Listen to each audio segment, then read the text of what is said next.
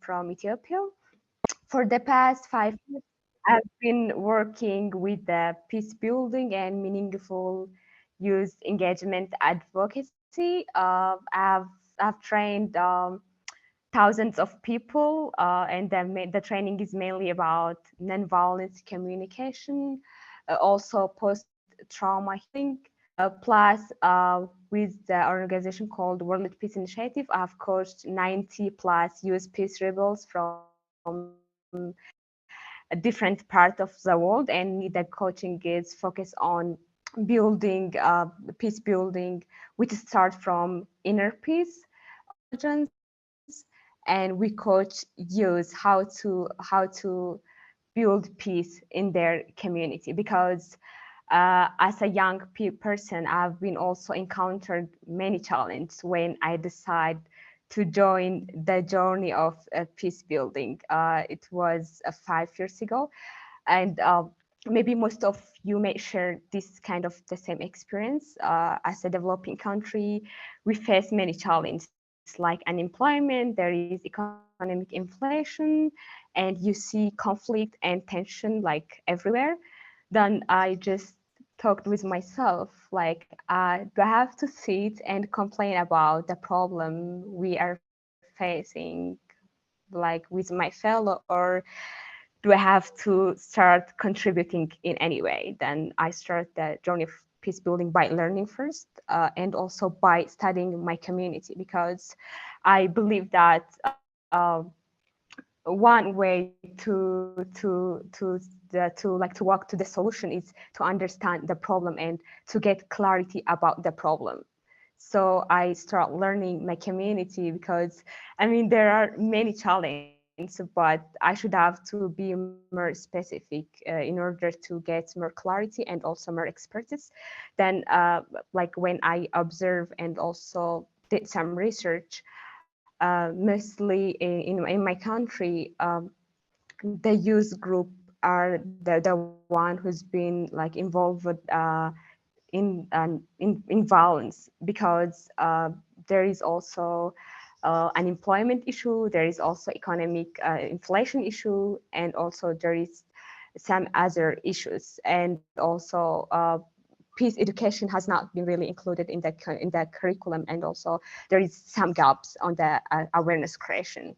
So I've decided to work on promoting nonviolence communication and meaningful youth engagement because there is like an existing discourse and narrative, especially when it comes to youth and also women, because mostly the issue of war and peace is related with masculinity. So maybe like we can also refer the global numbers. So far, the number of women who has been participating in peace process and in negotiation is less than 15%. But if we are talking about building sustainability, if we are talking about achieving goals, maybe we can mention like SDG 60 or Agenda 2063 of African Union.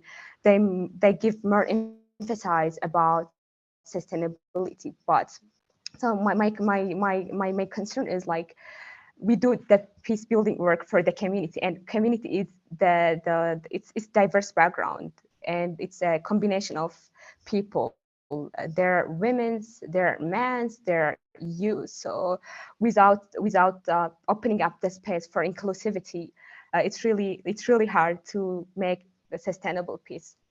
That's why I started working on advocating meaningful youth engagement, also meaningful women's engagement, because the number of I checked some research, and the number of the women who is participating on peace process, like a community dialogue or focus group discussion, is pretty low. And also, I want to give emphasis on the word meaningful because I've had some experience on they're like in community dialogue, they invited women like it could be 10% or 20%, but they did that just to fill the quota and just to report, like we have 20% of women participants. They were like sitting at the room, but are they being heard? And is there any space for them to listen their concern, and are they really contributing for that dialogue, or are they are just sitting at that room just as like for decoration, as like a wallflower? That's why it's pretty essential to emphasize on that area, and to promote meaningful youth and women engagement, because like being a woman by itself, it has some challenge when it comes to peace and security area, and also being a young woman by itself also it's another challenge, because mostly the youth and the women are considered as a vulnerable group. The word vulnerable by itself, it's not a negative thing, but mostly they relate that with like being soft, being weak, and being unable to contribute or to involve in peace and security area. So, since I've started my journey for the past 5 years, I've been working on promoting this nonviolence communication, also youth empowerment, and promoting and advocating meaningful youth engagement. And I'm so grateful for this journey. I've met a lot of young people, a lot of amazing young people who has been working an incredible job in their community. I've met many incredible women who's been working on the peace and security area. But I also wanted to talk about the journey. It's not really easy. It was not easy, and it's not also easy, because I've faced many challenges. The first challenge I've faced was like the existing discourse and narrative in the society, because uh, as a young woman who wants to contribute on the peace and security area, it's hard. Like when I tried to work on community mobilization, it was really hard, because the community that I wanted to work with, they didn't trust me, because because of the existing narratives. And I believe that we can advocate that by showing our work, by showing our impact, and also by going near to our community, by listening to them, and also by showing our work. It could be challenging, but so far we have seen progresses. We have seen many young women who's participating on peace and security, including me, and also the other speakers and the people in this room. So yeah, this is one thing that I want to say. It's many things actually. It's like, thank you so much for just giving us an introduction and overview, but also the things that you are passionate about. And we will definitely get into that in the question and answer time. So next we have Nahledli. I hope I said that right. Hi, Leonie, and yeah, it's Naledi. So yeah, my name is Naledi. I am from South Africa, and I am a international relations and politics student.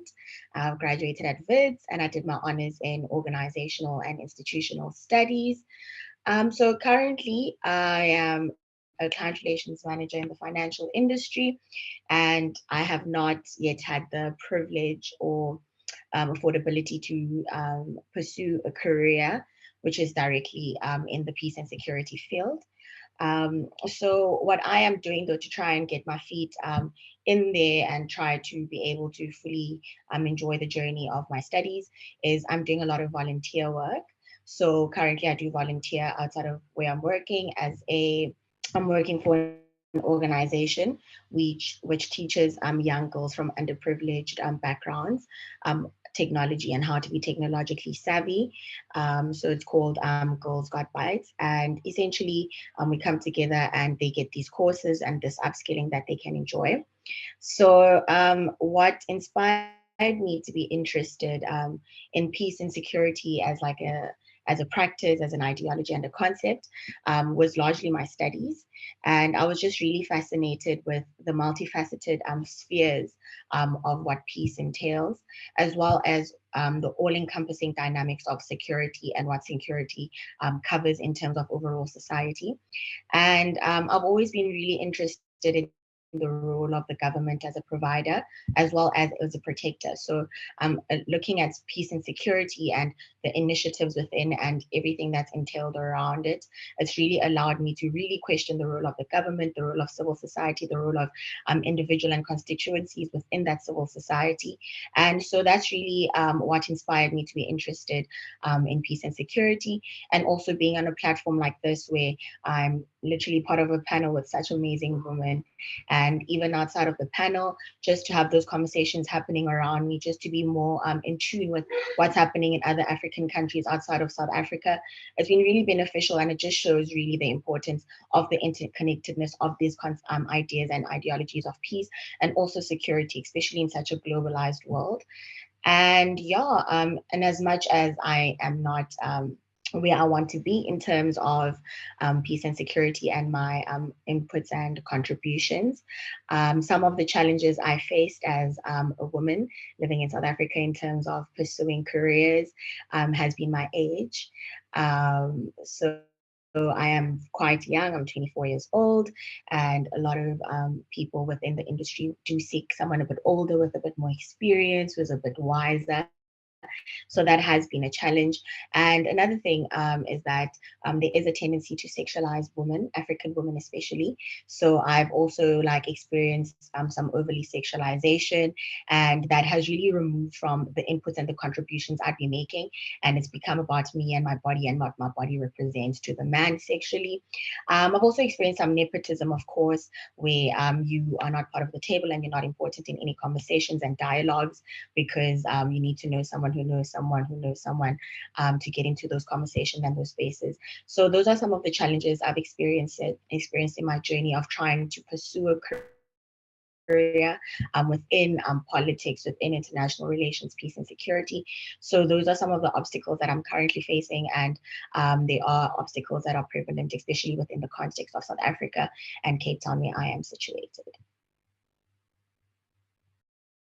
Thank you so much for that introduction to yourself. And also, I think a lot of the challenges you spoke about, a lot of us can relate to them, but we will get more into that into the question and answer section.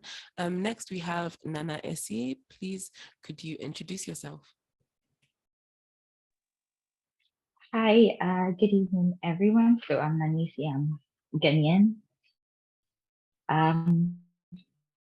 So basically, I have a master's in peace and security, and I've worked with the Department of Peace Operation, and then I did a 6 months with the UN Women on youth and adolescent engagement, women empowerment, ensuring that we can center women leadership and youth leadership. So I think my interest started during my undergrad when I did my bachelor's in political science. I took a lot of human rights courses, and then we seem to realize that in instances of security issues, conflict resolution, women are the vulnerable sex. You know, if the husbands or the men go out to fight, women are left at home.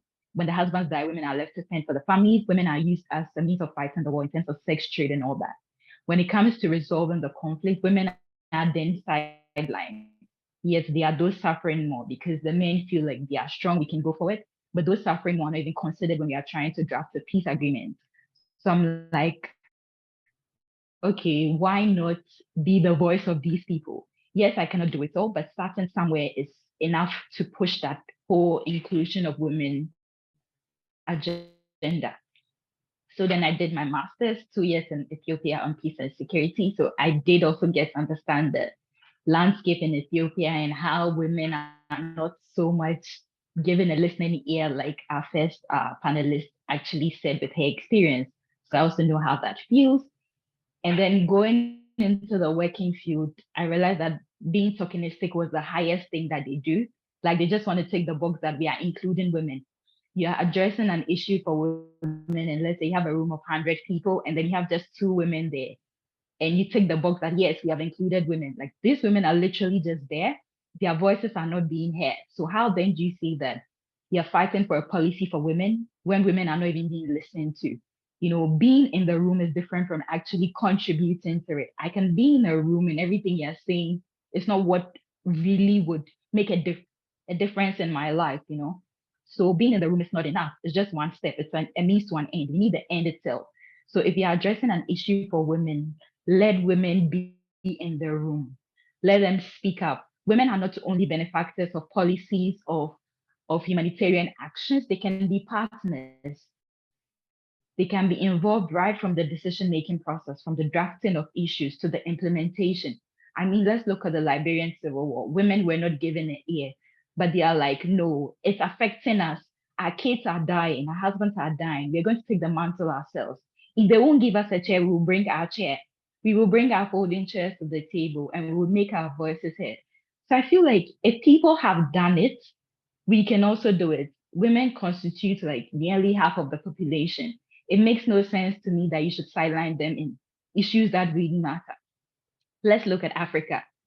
Our social fabric is deteriorating because of conflict, terrorism, and women are the vulnerable sex. Women, children, youth.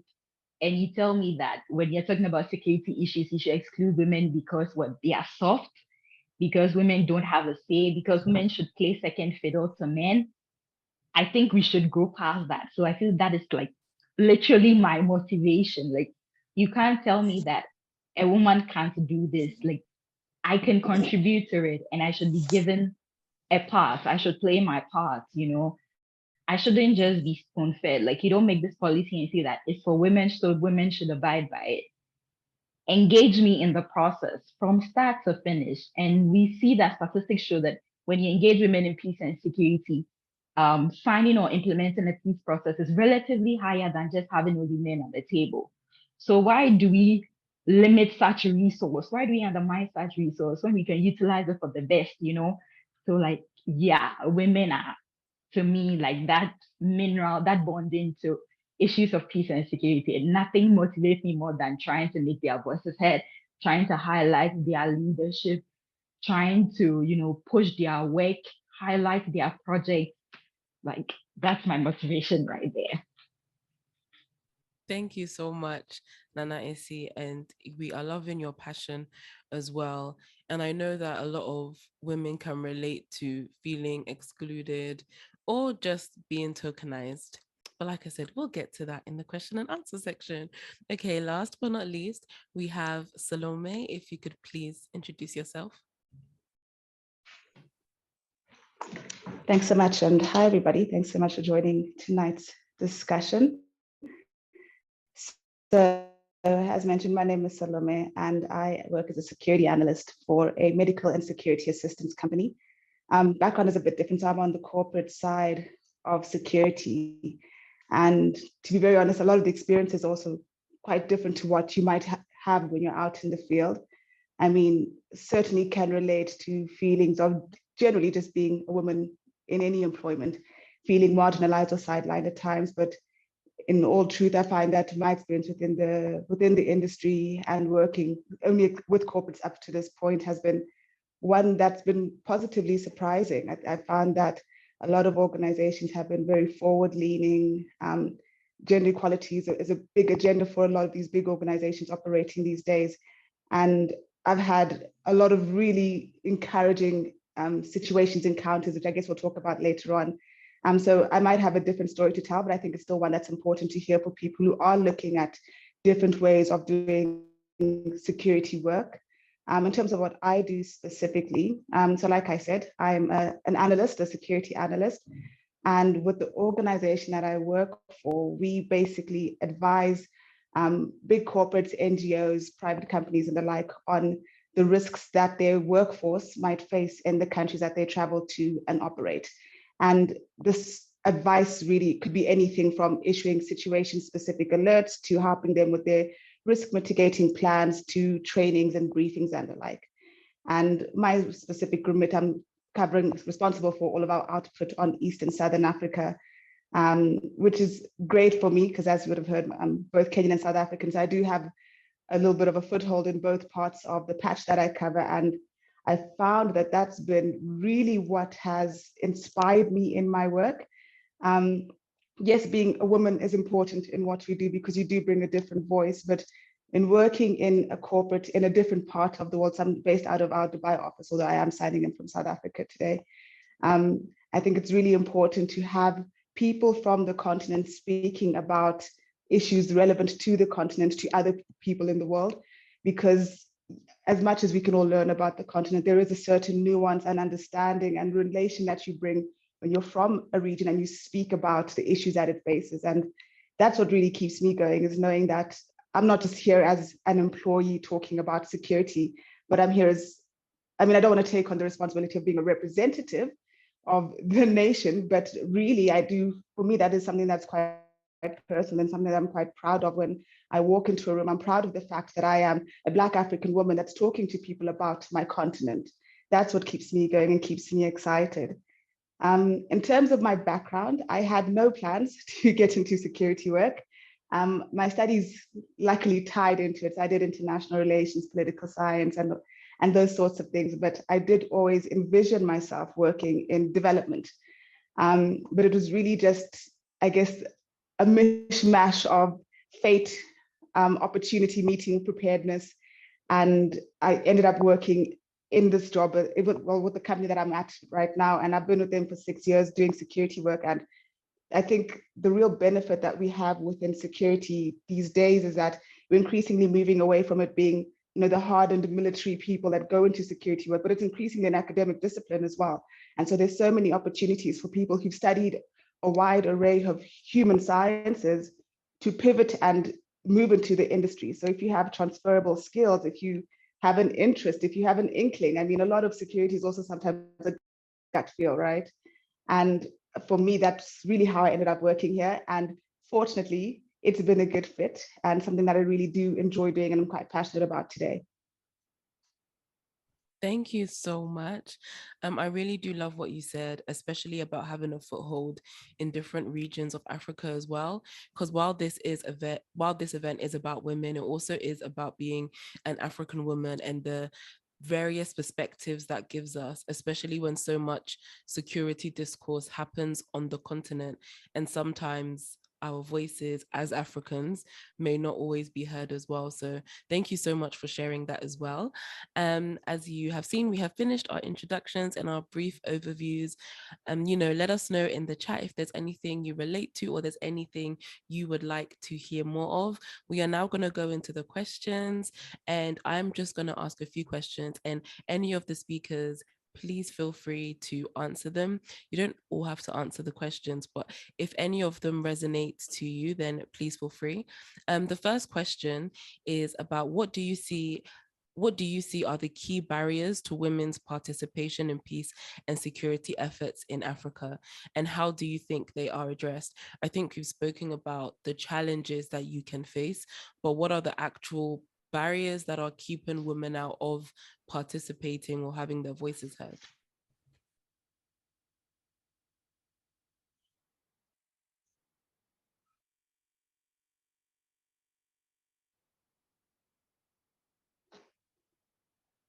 Oh, sorry. Yes, Nalidli, I was on mute.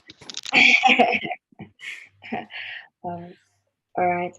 So for me, again, this is coming from my experiences, and just like a bit of research as well into the issue. And I believe like the biggest barrier that I want to focus on, there are multiple. It is a multifaceted question in terms of the elements that go into the question. But I believe for me, the biggest issue facing women participation is the fact that men do tend to dominate the formal roles in the peace building processes. And this is reflected in the fact that they are mainly males that are in peacekeepers. They are mainly males that are negotiators, politicians, and formal leaders. And what this does is that power is then unequally distributed between men and women. And unfortunately, then this silences the voices of women in both local and national decision making processes. And what happens then during these periods of conflict is that this inequality is heightened, and as such, power then becomes more centralized, and the male dominated military then takes more control, which further heightens this inequality and distribution of power between men and women. And I additionally believe that this male domination is rooted in perceptions that that men in relation to women are warriors, and as such, they are perceived as these aggressors, they are perceived as the protector, they're perceived as these killers, and that women in relation to men are the peacemakers, but in the sense that they are pacifists, and that they are caregivers, and that there's this need that women need to be protected, right? And I also believe that what boils into these perceptions, and I don't want to sound like controversial or disrespectful of anyone and their culture, but I do believe that some African cultures do play a role in establishing these perceptions, and they do play it in varying degrees, because obviously culture may mean different things to different people at different points in their lives.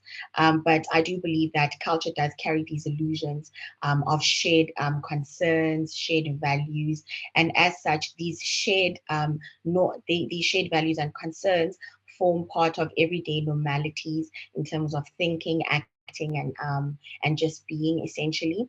And in most African cultures, men are described as being hard and brave, while women are described as being humble, and should be obedient and respectful to men. So I do believe that these values then influence these perceptions within our societies, and when conflicts do arise and there's a need for women to partake and be given a voice, they are supposedly hushed and silenced by these values and these perceptions that are perpetuated through everyday life, right? And I feel like a way that this barrier can be addressed is through the removal of perceptions of gendered approaches to conflict and peace building, right? So this would involve including gender equality concerns in programming and policy making, as well as removing this like gender blindness to decision making processes. So this would mean that acknowledging that people that are mostly affected by conflict need to be heard, and as such, and these people are largely women and children, and to exclude them from those conversations then means that you aren't adequately involving them in the processes, and adequately helping them to be able to be more active and more vocal in these processes.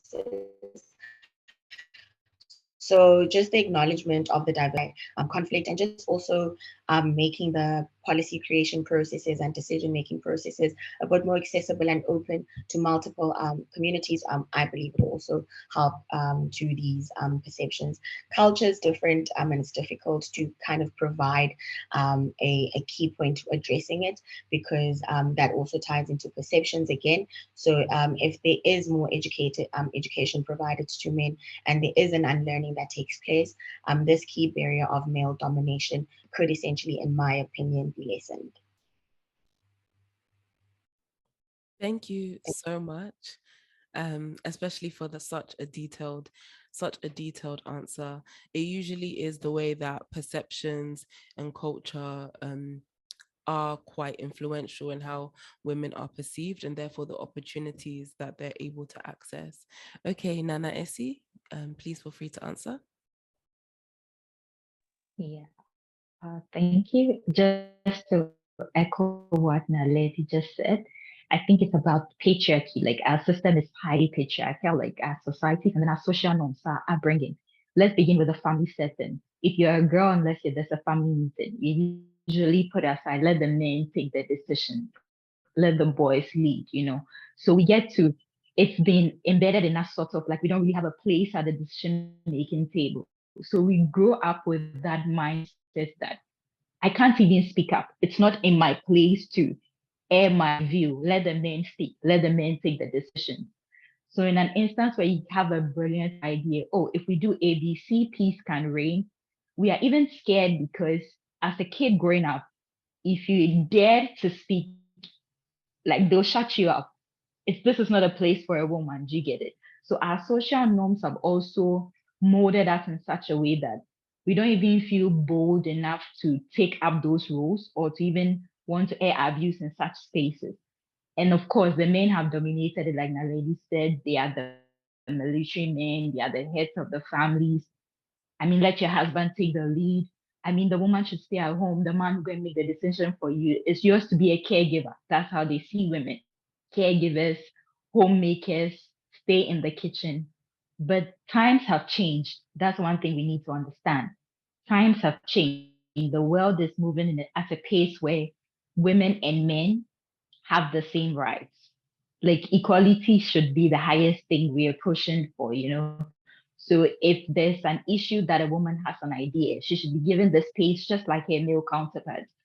We should change our social norms, honestly, our upbringing, our socialization. Women should be put in the room. Girls should be given the same opportunities as their brothers, as their male counterparts in school. Women should not be left behind. Like if guys are going, girls should also be allowed to take the lead, provided you have the skills and the knowledge to do what your male counterparts are doing. I feel if that is actually done and implemented to the latter, we would see a lot of women taking up these positions and actively engaging. We have the UN Resolution 1325 that explicitly calls for the inclusion of women in peace processes. But a lot of countries that have actually signed onto that resolution have not even gotten up to 50% of that. And that should tell you then there is a problem. We look at most of these countries and they are being headed by men. Most of the parliamentarians are women, are men, sorry. We don't even have up to 50% or even that 30% quota of female parliamentarians. How then do we push for a female agenda? How then do we push for equality? How then do we push for spaces where women have a voice? I feel like all these resolutions should not just be on paper. They should not just be policies, implementation should be it. It's not enough to say we have done this resolution, we have formulated this resolution that says, yes, women have the same rights as men, women can go into peacekeeping. Let us say that we have given this quota to women and ensure that that quota is taken by women. That is the only way we can break these barriers. And without actually pushing for it, we'll just keep going in circles and be putting the same things on paper and reviewing it and revising it and still being at the same place. Thank you so much. Thank you so much, Nana Essie. And yeah, it very much is interweaved into our social fabric. Salome, if you could please answer. Thanks. Yeah, I mean, I certainly echo what's just been said. I think in thinking about my response, I was also just thinking about women within workspaces, right? Workspaces and security, where for the majority of cases, it is still a male-dominated Western industry, right? And so I was thinking about what are the measures that are taken to protect me as a female? Because I mean, in working in security, a lot of the times you're working in high risk, volatile situations where you're personally, you could be put at risk, right? And in thinking about then the protections that are offered to employees, when you do have a lot of the people at the top that are making decisions about you as a worker, not being from the same gender as you, a lot of the times the considerations that would be applied to ensuring your safety wouldn't be the same.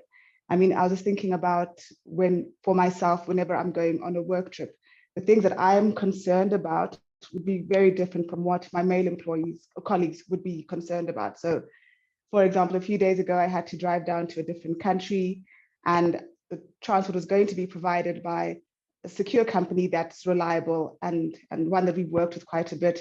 But in thinking about this drive, I was still conscious of what I was going to be wearing whilst in the car, because I was thinking, if I wear a dress, will it be above my knees? And these are the sorts of things that organizations with women who work in security need to be cognizant of. There are many examples where they are, and the necessary protections are offered to women who are going into communities where you're having to engage with people, and it's high risk scenarios.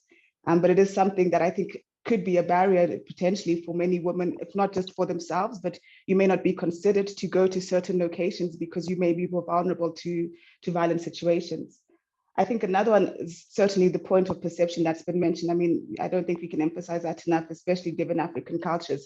But also, I think in thinking about that in the workplace, it's even more so. I mean, when you just think about the limitation that it puts on ourselves, that a lot of the times in a lot of African cultures, we are raised to be, as younger people, a little bit more submissive. And when you do engage with colleagues from other backgrounds, other countries, and they might be a lot more forward when engaging with seniority. They might be a lot more, direct about how they express themselves. And that could often be perceived as them being more forward leaning or more innovative or taking more initiative, because the way they speak up is quite different from the way someone from an African context, especially a female, might speak up. And I think that cultural element really plays a part within the workplace, especially then more so as a female, where you are in general as a young person raised to be more submissive, but as a female even more so. And I think that that's a major challenge to overcome, if not just internally, but also just within organizations, just being aware of these nuances and how that affects how employees engage in a workspace, and how you perceive them as well. I mean, someone being a bit more meek does not necessarily mean that they're not engaged, working and keen. Um, and yeah, I mean, the gendered roles as well. I mean, that's absolutely an important point, and that's been mentioned as well. I mean, if you just think about, like I said, a lot of times you are going into more risky places. But if you've got a family, if you've got children, if you're pregnant, that is a limitation, for a period of time where it makes it more challenging to deploy to these locations. And so I definitely think that there are societal, physical, as well as internal things that do make it more challenging for women to work within the industry. And in terms of strategies for these, I guess within professional settings, it really just comes down to having good management, having awareness, having representation. I'm fortunate that where I work, I mean, I'm a female, my two counterparts are female, my manager is female, my manager's manager is female. And so we have the benefit of that understanding. But if I think about working in a different context, that that may not necessarily be there. Mm. Thank you so much. And it's great to hear how diverse your organization is in terms of your managers and your manager's manager, and it just being full of women. I think something that relates to that is when you go into a different African context and you might be trying to engage with a civil group, they may not want to even speak to you as a woman. And there are certain challenges that you you can overcome institutionally, but then when you go into the field, or you go into certain countries and you're then met with the culture, it's like it's a barrier that is beyond you, which is very important and very unfortunate for women who want to be in this field. And yeah, we just have so many considerations that we have to consider when putting ourselves into risky situations. Some people in the comments have been saying, there's so many concerns we have to go through, especially when we go to travel, when if we may be mistreated or over sexualized, and also that women almost do this subconsciously. Like if you try to verbalize a lot of the things that you think about, it will probably be overwhelming for a man. So yes, Malet, please answer the question. Okay, thank you. I don't want to repeat what my fellow speaker said. So just to give emphasis on two things. The first one is one barrier that I think for women participation in peace and security agenda is a structural barrier. If you look the grassroots of the community, you see the community elders. Maybe it could be like 100% of men, and the community elder has a power to involve on conflict resolution, to make a decisions on some concern about the community. And here there is no like involvement of women, and the concern of women has not been addressed. Mostly that the case, like in most African countries. Maybe you can also share your experience from your country later. Maybe our participant also can share their experience on the chat box. But in Ethiopia, it's just 100%. Like we like maybe in Amharic term, it's like the community elders is just it refers like in masculine term, so that it's well known by the society. A community elder means someone like a man, an old man. And these structural barriers, it also goes to like the parliament. Maybe currently in our current government, it's been progressing a bit, but still we see only few members of parliament, parliament member in the country. And mostly those members are the one who involved with the policy making and decision making, so that when they formulate the policy, when they ratificate or when they do the resolution, the concern of women may not be addressed most of the time. So that could be a barrier for women. And maybe how can we address this? I believe the first, maybe the biggest tool could be a policy, because one policy can change the life of millions of people. So if we advocate for the policies to promote and empower women participation, it could create a change. So we can use advocacy to do that, to put a pressures on our decision maker and to put a pressure on the leaders, because the leaders are there like to work to respond for the voice and for the concern of the community. So if we mobilize the community to advocate for women participation and to advocate for policy, that could create a change. And the second tool could be advocacy, like advocacy by itself. It could be digital, or it could be also uh, like calling for a campaign in order to make the voice of the women need to be heard, because we were talking about a lot of barriers. My fellow speaker, they spoke a lot of barriers, and maybe the other people, they may also raise a lot of barriers. But how can we resolve this? How can we make those voice to be heard? So advocacy and policy could be a tools in order to do that. Thank you so much. And yeah, I totally agree. We do need to focus on the things that we can do to change or at least move the needle forward, which leads us on to our next question. Now, the one thing that I do love about the African Youth Security Network is that we are able to have conversations with people from across different countries and cultures. And while sometimes it may feel like Africa is a country because we share so many similarities in terms of problems and old presidents and corrupt elections, like we can all relate. There are the differences that make us distinct. So, do you have any specific strategies or lessons or insights that you feel come from your culture or your region that has actually been helpful towards women in this field? And do you think that it could be applied to other countries or other regions?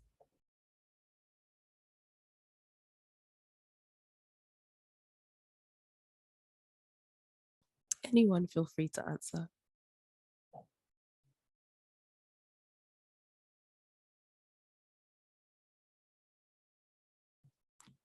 Is nothing working in your country? Sorry. Okay. Um, Malet, yes, please. Okay, thank you so much for again for having me on.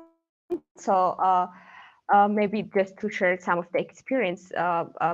Currently, the first thing is when in a project designing, I've been seeing like a progress when it comes to project design. First, when they do the baseline survey, they include most of the NGOs and also the humanitarian sector that has been working in Ethiopia. Now they formulate this like kind of, I can say it's regulation, something like that, to have maybe more than 30% of participants should be a woman when it comes to a baseline survey. The project could be in peace building, or it could be in climate, or it could be any community concern. So uh, I believe that that's like one of the maybe most effective strategies, because baseline survey is a route for the and very significant part for the project, because it's a way to know what's going on in the community, what's the status of the community. So when you involve women on this process, you will get an opportunity to listen from them. What's their concern? What are the challenges women has been facing when it comes to peace and security, or when it comes to climate, or when it comes to farming, so that it's very like helpful and useful strategy. The other one is during the project implementation. I've been seeing that there is a focus group discussion they form. Like the focus group discussion is the best people that have been selected from the community.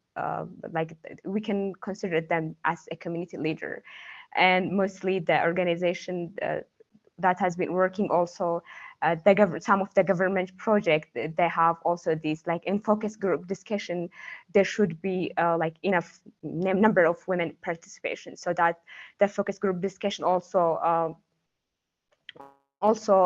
pretty much give an input for the projects about the implementation of the project, so that when the women involved in this process, it would be very helpful for the project implementation, again also to share their concern and to make their voice heard.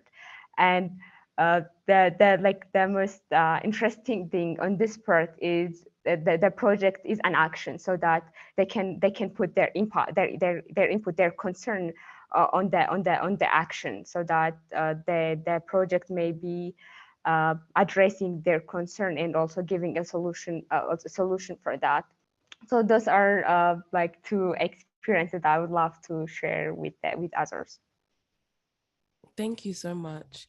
Um, I think that having a baseline target is very, very useful, and at least it gives you a minimum of what is expected in certain projects or in certain research. Salome?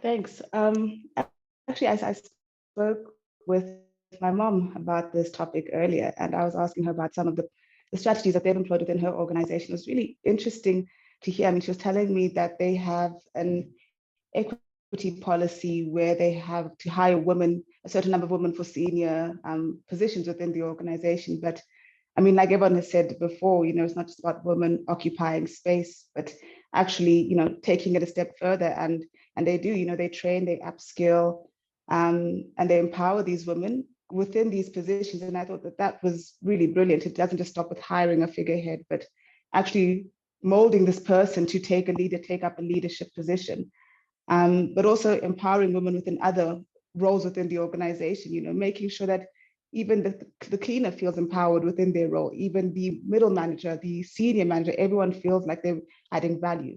And I thought that that was a really interesting one, and one that I found, quite impactful. But in thinking about my own perspective as well, I was thinking about, I think it's very important to talk about the challenges and the obstacles that we face, but it's also important to discuss the opportunities that this presents us with, right?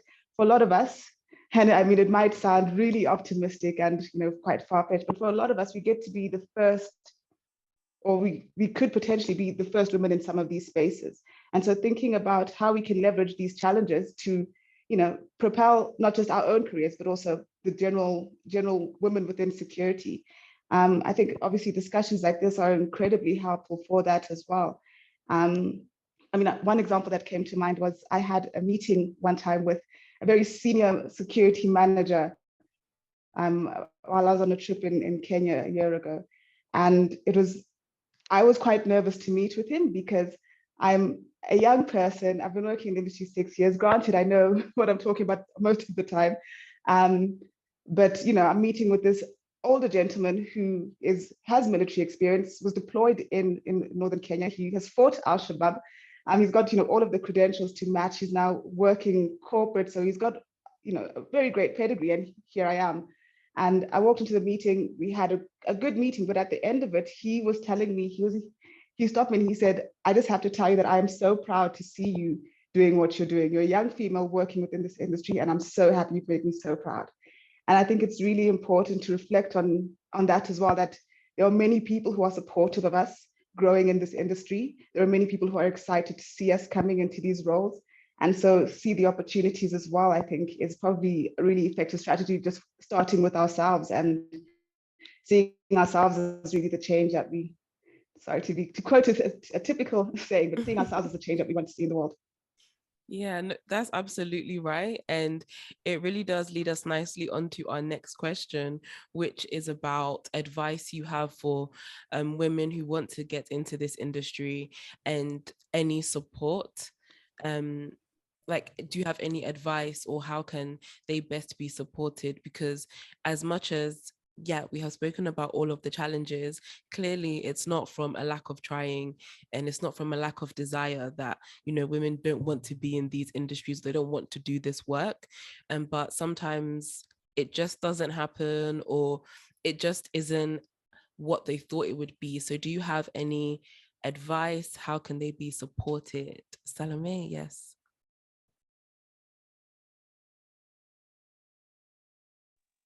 Thanks. Yeah. So the first piece of advice I have is quite personal to me because it's exactly what I'm doing here today is really putting yourself out there on different sorts of platforms to gain exposure, gain lessons, learn from others, meet and network other people with other people.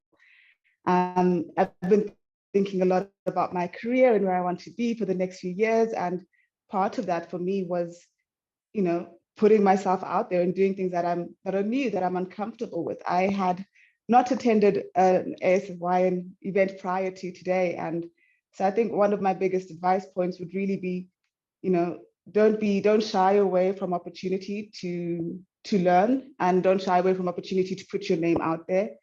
Um, I think another thing is also just understanding your profile and not being afraid to say that I bring A, B, C, D, E, F, G to the table. I've had many instances where um, I've met with people and they have been so forthright about these are the skills that I have, and I've always found that so impressive. So speaking to your strengths, I mean, if you are a female that's going to be working in gendered work and you're from the continent, when you meet people that are looking to employ someone or looking to contract someone within that industry, speaking up and saying that this is who I am, this is my profile, selling your profile, and not shying away from your strengths. We need to be vocal and proud and confident in who we are. And then also just investing in yourself, taking the time to get the necessary certifications, do additional online courses. I mean, there's free courses that you can do online. So making sure that you're upskilling yourself constantly, learning, attending webinars, seminars, and where you can, speaking at them as well, just to make sure that you are putting in the necessary work so that when you do go out and say, I'm a woman, I am this, I am that, you can back it up as well. Thank you so much. There's some great tips there. I hope some of you are taking notes. Okay, Nana Essie. Um, the first thing I would say is to believe in yourself. If you have the desire to go into the field of peace and security, do it. Because no matter the field you choose to go into, the criticisms will come. I mean, when I said I wanted to do peace and security for my master's, I got comments like, what are you going to use it for? Like the conflicts are so many. There's so many peacekeeping missions. It's not really changing anything. What difference do you think you can make? So that could have easily, changed my mind that, yeah, there are so many people there. Like there are a lot of men there. Let me just find something else to do. But just knowing that me being there is one new voice, is me making a difference was enough for me to pursue that program. Okay. So first of all, believing in yourself, knowing what you set for yourself is one step. Forget about the outcome. No matter what you do, they are going to come. There are people that are going to chastise you for the program you've chosen to go into, for the field you decided to go into. But just knowing that that is what I want to do is just the first thing, and that is going to take you places. And also, like Salome said, like invest in yourself. Like my supervisor once told me, like if you go into an organization and they have online platforms, take advantage of it. There are so many courses that you can do each and every day to just make yourself more learned, if I should say, with new skills. Learning is a continuous process. You only stop learning when you're dead. So why do you waste the opportunity when the internet is there? It's free. You just need to search that I want to develop myself in this field, and you can get it. I also believe in mentorship. You can just find one person that you think, I think this person is doing something right. I look up to this person. It's not so difficult. There's LinkedIn. There are people you can easily, approach. I know, yes, some people may, yes, because they might be up there and you're just starting, you feel like, will this person even have a listening ear for me? But, just taking that step alone, people are like, okay, she's ready to learn. I can guide her through that process. And that's how you make your mark. That's how you make a difference in the space that you are. If you are in like a virtual space like this, if you have any comments, put it in the chat. I mean, if you can speak it, I mean, let it out. I don't think that in such conversations there's a wrong answer. Just making your voice heard is enough for me to know that, oh, this person also believes if ABC is done, we can make a difference. I mean, she's not saying that change everything you are doing. It's an idea, it's a contribution, and that's how we learn and that's how we grow. One person cannot change everything, but like we say, together we are stronger. So if different pieces of ideas are coming together, we can create a better environment, a better space where women can thrive, a better space where you go in and you say that, oh wow, I also contributed to this, even if it's just one word you added to it. So believe in yourself, invest in yourself, take advantage of the opportunities you have, and like you do great. Thank you so much, Nana Isi. And on the mentoring note, the AYSN has our first mentoring program. Right now, it's just for internal members because we really want to strengthen and build those networks and those bonds. And clearly, there is a wealth of knowledge within the network itself.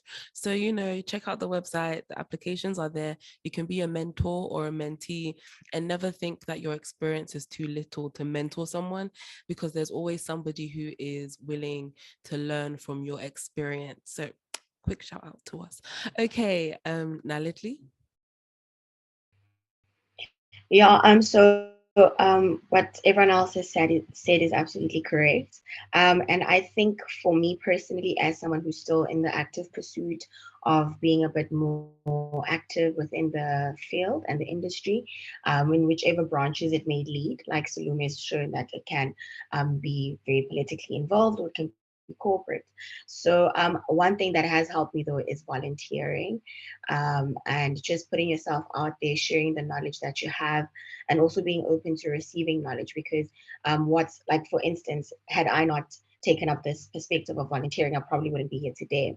So, and I realized through my search of where I could volunteer that there's actually a wide scope of organizations that do need help. And it is very fulfilling because you are helping while also growing your skill set and learning a bit more. So I think volunteering is also, especially in your industry and your field of interest, is also very important because, like, for instance, I'm having direct conversations with people who are based in Nigeria and experiencing the turmoil from the elections and so forth. So it's just like a level of knowledge that you can receive from first-hand interactions that perhaps you wouldn't be able to receive from just reading an article, for instance. So yeah, volunteering has also been a great source of my journey in this. Thank you so much. And yeah, at the AYSN, once again, we're always looking for people to write for us, to volunteer, to speak. Like the four people here who you have giving you such insights are all volunteers, and we are really grateful for them giving up their time because we know that volunteering is not something that everybody invests in or anybody sees the benefits to. So we really appreciate it when we do get people to volunteer, especially when they are such high quality, high caliber, such amazing people. So yes, volunteering, definitely support that. Malet. Okay, thank you. So the first suggestion that I'll give for a women that want to pursue it in peace and security area is get clarity in what like specific area you want to work on, because peace and security is like it's a broader concept. So like in what way you want to create an impact, in what way you want to contribute for peace building. Maybe it could be you want to be part of like a negotiator. You can be a negotiator or a mediator, or like you could be giving training, or you could be working in advocacy. So just get clarity in what way you really want to like you want to participate in peace building process, in what way you want to contribute. That's the first tip. The second one is as other things, it's like peace building is a journey. You may face a tough time, you may see also achievements, so build your resilience. Never look back, build your resilience when whenever you get achievement or whenever you face tough times. So the resilience should be with you. The other thing that I want also to give emphasize is join the network, because here, for example, here we are interested in peace and security area. We have different background, we have different experience, and there is a lot of things that we learn from each other. I'm learning from my fellow speaker. I'm learning from the message that you're putting on the chat box. So join the network like this, and it will be a rich experience to learn, to share your experience, also to build your capacity, and also to contribute. Because now I'm volunteering and speaking on this webinar, and I believe that I'm contributing in some way, because I'm sharing my experience. Maybe there could be someone who's learning from my experience. The last thing that I want to add is it's for for those who want to pursue peace and security area, also for all of us who has been currently working on peace and security area. Like, let's collaborate, let's come to together to expand our impacts, because I believe that unity is a strength. There is, I think there is, it's a quote from Swahili. They say that unity is strength, because you come with your different skill, different experience, different qualities. So let's keep engaging. Let's expand our network, and let's collaborate and like contribute for peace and security in our continent, also for the globe. Thank you so much. And definitely agree with the whole thing about networking and reaching out to people and learning from one another, because honestly, there are so many different areas and industries within peace and security. And sometimes it's the issue isn't that, you don't know how, it's that you don't know what you don't know. And I'm sure that there are people who may not be aware of different fields or different industries, whether it's the corporate side or being on the field or being in risk, that they're now able to just expand their knowledge and be like, okay, maybe being a peacekeeper isn't for me because that's what they thought peace and security was, but maybe advising on risk is for me. And I will definitely support reaching out to people, because this is how I reached out to Josephine on LinkedIn in 2020. And now we have the AYSN. So, people are mostly nice. People are not scary. People will give you time if you share an interest and you want to talk to them. Okay, so we have one last question from me. If anybody in the audience has any questions, please put it in the chat. Please let us know, and the speakers will be happy to answer.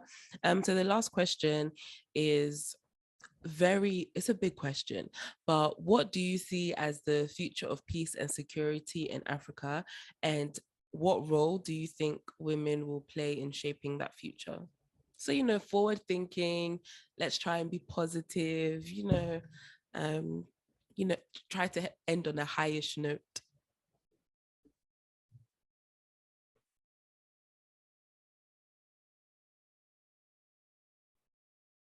Anyone feel free to answer.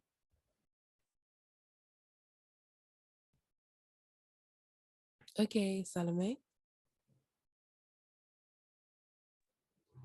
Thanks. I'll keep it brief. I think on the positive side, I think that we'll increasingly see women occupy spaces within this industry. I mean, the growth in the last few years has been incredible. I mean, like I said, I work within almost an all, well, at least in certain sides of the business, an all-female team. And I don't think that this is going to be unique going forward. I think that there'll be many more cases where you have female faces and that will be normalized. However, I still think that we'll face cases where your voice isn't heard, just sidelined or marginalized. I mean, the feminism movement or gender equality has been around for decades. We've made a lot of progress, but we still face these challenges today. And I think that it would take a lot more change, a lot more time before we see these. I mean, probably maybe not even get completely eradicated, but where at the very least the opportunities are normalized. But I do have a lot of optimism for, at the very least, us taking up more space, our voices being increasingly heard. And I guess it might be a longer time before we see that this is the norm, that having female, male, and any other gender represented becomes the absolute norm. Thank you. Thank you for that. Okay, now Lidley. All right, so so I summed it up perfectly, but essentially, I do believe that women will be more empowered, and as such, there will be more empowered leaders in the participation of peace building and security. And the role they are going to play will be in the achievement of representing broader and more diverse constituencies. And this will ensure that a wider range of views and interests are being represented, and that peace processes are to whatever extent they can be, more and fully democratized, because currently they aren't.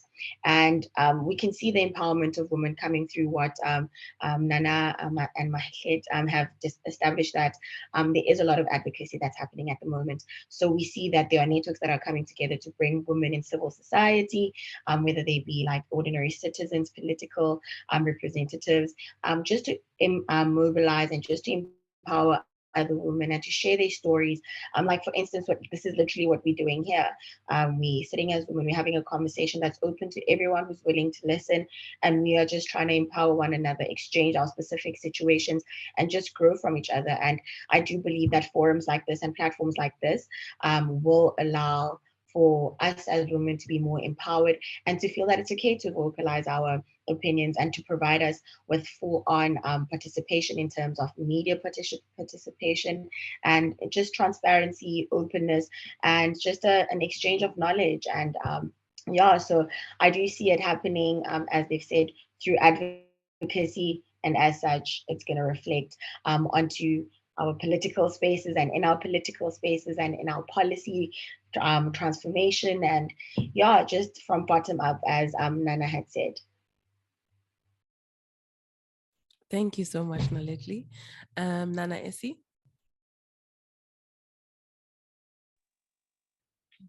Oh, I see a very bright future for peace and security and women involvement. I'm going to start with the peacekeeping section. We see a lot of women going into peacekeeping. Like we didn't have that 10 years ago.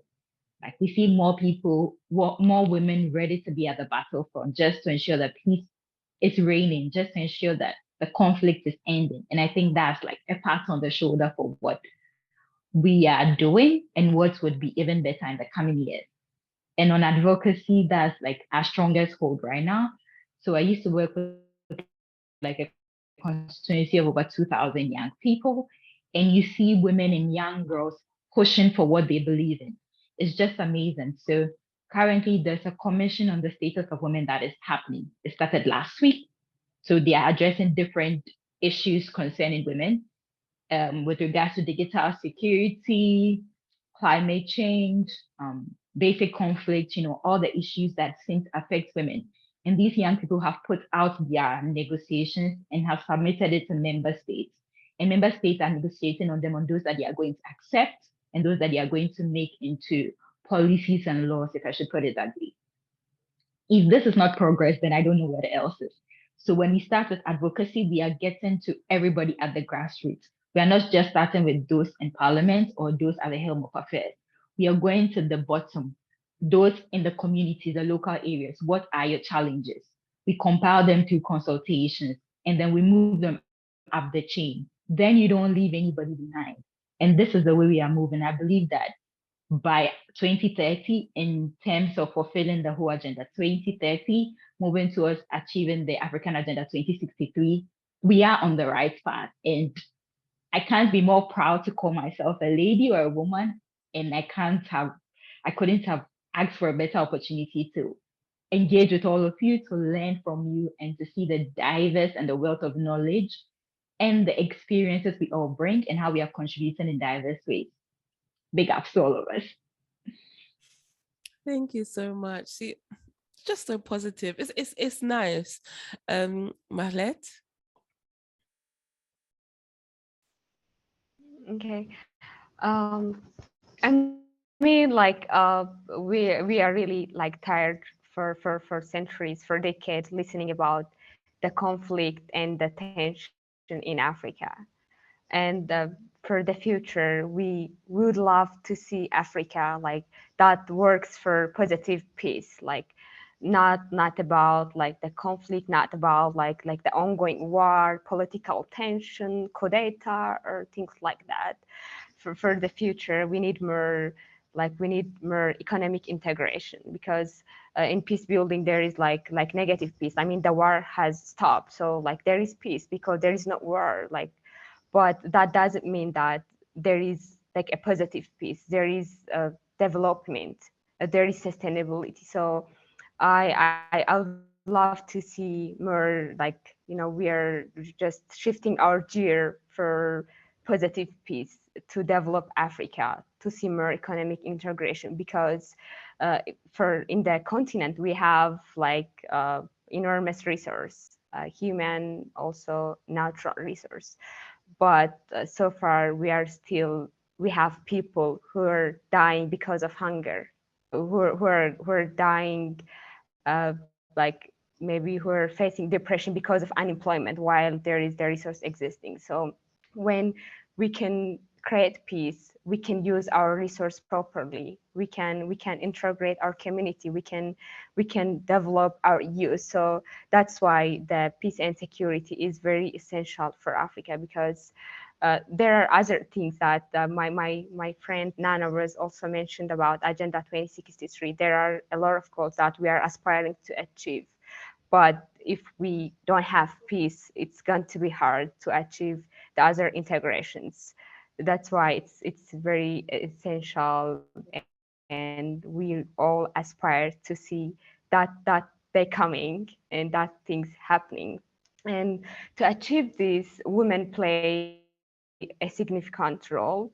Uh, I have been trying to see some research about women participation in peace building area, and most of them their result of their research show that when women included in conflict resolution and on peace building process, it fosters reconciliation and it fosters also healing because the conflict has been solved or the justice has been served. It doesn't mean that there is reconciliation and there is healing, because I believe that those are key terms that is very essential for sustainability because we are talking about peace building. We are not like talking about peacemaking. There is conflict, then you stop the conflict and you make peace. But peace building is very like it's a process, and somehow it's also sustainable.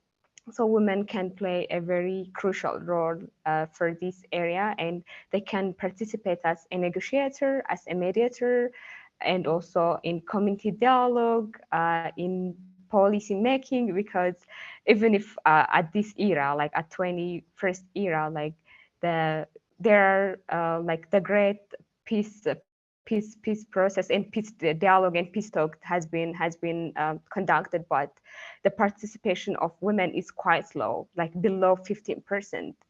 I think the number of the average of negotiator in the global, I think it's just even less than 15%. So we need to see more women peacemaker, more negotiator, more peace mediator, and we want to see like an Africa that focus on positive peace, integration, development, and sustainability. Thank you so much. And definitely, I think we all um, in the future would love to see Africa that is focusing on positive peace and actually providing the sustainable environment where citizens are not just having to survive, but we are also thriving. Okay, so on to Q&A from the audience. We have like 10 minutes left. So a question from Precious says, on a more grander scale, what steps could we take to create communities from the ground up, communities that would exclude men? Is this even possible? Would it be more, would it be a more impactful step within the context of security and peace? So that is the question. If anybody would like to answer about the steps to take to create communities. Nana Essie? Okay, so I'll try to answer that. I don't really think it's about excluding men from the discussion. That's what we are pushing for in terms of women. If we exclude men, then the tables only turn. Men also say they've been excluded from the process. It's about creating a consensus, having men and women both in the space to dialogue. Because you can't tell me you're just fighting for something that affects a woman, both parties. Just that it's disproportionate in its effect, okay? So we can't exclude either parties. And in terms of building communities, every community has a local setting. So it could start from the family setting, from the tribes, from the chiefdoms. Okay, that is where we can start. You can't say you want to have a dialogue of a whole country. Like, it's absurd. So within your communities, it could either even be within your church community, your youth group. That's where the conversations begin. And it doesn't have to be a formal setting. It just has to be an issue that you feel you can add your voice to. I think that's how we build communities of practice or communities from the grassroots. If there's an issue in your community and you think maybe the chiefs are not ready to address it, you can start in your school. You create a whole dialogue around the issue, and then you can move it to the authorities in your school and they can move it forward. We are not leaving, we are not trying to jump the process or just shoot over it. Everything has to be like step by step. So we just have to start within or amongst ourselves. That's the only way we can get everybody's voice heard. And I think when that is done, we actually build these communities of practice or local communities and just take our recommendations, uh, propositions to the next step. So from your local community, you can take it to your district, from your district, from your region, it can go to the national level. Then it goes to the regional and then the international level. Like, that's how it progresses. So I think it's just quite simple just to start with being in amongst ourselves, where we live, where we go to school, where we go to church, because I think these issues just cut across the people that surround us. You can't get up and tell you want to go and talk to people in a community where you know nothing about their issue. They might have already taken steps. You can only join in the conversation. So we have to start from somewhere. And I think that's how we build our local communities. I hope I answered her question. Yes, yes, you did. She has responding in the chat. So yes, thank you very much. Naledli? Yes. Nana, I feel like you answered that amazingly. And I definitely agree with you in the sense that in terms of forming these communities, I think it is important to, when you are going to be joining a community, understanding what that piece in that conflict would entail, just so that you can know that what the steps are going to be that you're going to play in making sure that that piece is achieved. And additionally, I don't think that men should be excluded from these peace building, peace decision making moments, because I feel like they also need to be part of the conversations, just so that they can also be able to hear a wider variety of interests, issues, and so forth. But I do think that it is important for men to not take on the role of speaking for women. So they can be part of those conversations, they can navigate within those spaces. But I believe personally, and you guys can chip in if you want to, but I believe that men can then take the knowledge that they've attained and use that to speak to other men, and teach other men what they've learned, as opposed to coming into spaces and saying, yeah, I'm speaking for women and you should not this. Because I do believe that women should have their own voices and they should be able to express their issues as they are the ones who experience it. So men are very important in these dialogues and these grassroots organizations, but I do believe that they should not take on a father figure for women in the sense that they speak for them, but rather they speak with them and they speak to other men about what they've learned. Thank you so much for your response to that question. We have a few comments that I'm just going to share. One is from Rabia, who is asking about if anybody would like to write about women in peace and security, gender-based violence, femicide in their country, and any other gender issue in their country. So if you are, please you can message her in the chat, or you can also, if you're part of our network, you can also post anything in our WhatsApp group. Also, TK has agreed with Nana that increased access for women is still happening, and the impact is more comprehensive, widespread, and compounds naturally. Like, even though at times it may seem like, there are so many challenges, there are so many barriers, there definitely is a visible difference between the position that women were in within this industry now compared to just like 20 years ago, 15 years ago, even 10 years ago. Um, Another comment saying, I think more women in Africa are getting more engaged in peace building and conflict resolution, formally and informally. But the issue of increasing shrinking civic space and authoritarian governance is slowly gaining Yes. For more significant results, the issues need to be addressed. We could probably have a whole other event about the shrinking of civic society and the way that the governments are becoming more authoritarian. And someone has also added that men can often be victims of the patriarchy. Yes, some of them don't see it, but they too are victims of patriarchy. Okay, do we have any more questions? This will be our final question. If we don't have any more, okay, we have 2 minutes. So thank you everyone who came. Thank you so much to our speakers who shared and gave us such valuable insights and just gave us a little bit about information about their journey. Oh, there is somebody who has their hand raised. Okay, Temi, you have the last question. You can please speak. Okay, thank you very much. So my name is Timitayo and I'm speaking from Nigeria. So I think I'm the only guy here, so maybe I should get the last word. So I think the first thing I want to say is the progress you are looking for is right there in this meeting, actually. Because if you look at the number of people in this meeting, I think we got up to 19 at some point, and so far I'm the only male here. So this is progress, actually. This is something you are looking for, and this is something that if we keep it on and we keep on propagating, is actually going to take the whole place. And I've listened from everybody that has spoken so far, and the views are blowing my mind, actually. And for my personal experience, I think I've worked with my professional life so far. I've worked with only women as my bosses, and it has been great experiences. And my last workplace, Josephine, is a testimony to that. I think prior to the time I was leaving, we were only two male, and I think other staffs were just females. And it's a security company, a full-blown security company in Nigeria.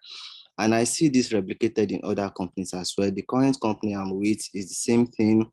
Earlier today, we had a field work, and it was a woman that was nominated to go to an oil and gas site, So, and this is, with all the risk and everything, and I think she has been going, and for her to, keep on taking on that task, that means that there's been some kind of, preparation made to accommodate, her, for her to be able to, participate and perform effectively. So I would not like to take much time. So I just want to commend, everyone that has been part of this program and the organizers as well. And I would like to also add that the mentorship, I think it was Nana that said that the field is actually wide. I think we should narrow it down. So from the corporate security risk background, like Salome, and then I think Mallet is from the peace and security background that is with probably NGO, same as Nana as well. So I think there should be a kind of, for people that want to mentor, we should let them know, okay, this is where you can go to, this is where you can, do better, so that they would know what they are getting into, and then they will check their immediate environment and see which part of this, will their efforts will be more felt if they perform, if they carry out little tasks, which one will resonate with the people around in that, immediate community. And then in terms of the last one I would like to mention is men engagement. I think it's also necessary, just like every other person have agreed. And I think with the current situation we have, I think men have the platform. So if you want to do something, you can do it on your own, but it might take much time. But if you have referral, if somebody gives you a platform, I think it will go a little bit faster. So I'm going to draw from a recent Women in Security conference I attended. So it was organized by a female, but she just spoke to one person, one male, you get, and just one that connection, she got referred to a lot of other people that made the conference a success. And when the conference came to be, the women took the glory and everything. Even the guy that did the referral, he was just in the background. But the platform that was provided, so we cannot deny that currently a large a large part of this platform are still dominated by men. So we need to also connect just to have that platform. Then when you get to the platform, you'll be able to push out whatever you want to push out, and then it will be more receptive. People will accept it. I think because of our time, I think I should just stop there. So thank you very much, everybody, for listening. Thank you so much, Temi, for your comments and also your appreciation. Invite your male colleagues. Let them know, that it's a very good discussion. It was very insightful. The women are amazing. Yeah, so we're just gonna wrap up. Thank you so much for everybody who attended. Thank you so much to our amazing and wonderful speakers. Honestly, you have been inspiring, you have been insightful, and you have been extremely interesting. We are the African Youth Security Network. If you would like to connect with us, you can go to our website, www.africanysn.com. Everything will be there. And like I said, we have our flagship mentoring program that we are introducing this year. It's very small, but we're taking so much care to match the mentor and mentees to make it sure that it is so useful and it's helpful. And the people are, they share similar interests. So please do check it out. Once again, thank you so much for giving up your time. I cannot say thank you enough. And yes, we will hopefully see you at our next AYSN event. So thank you, everyone.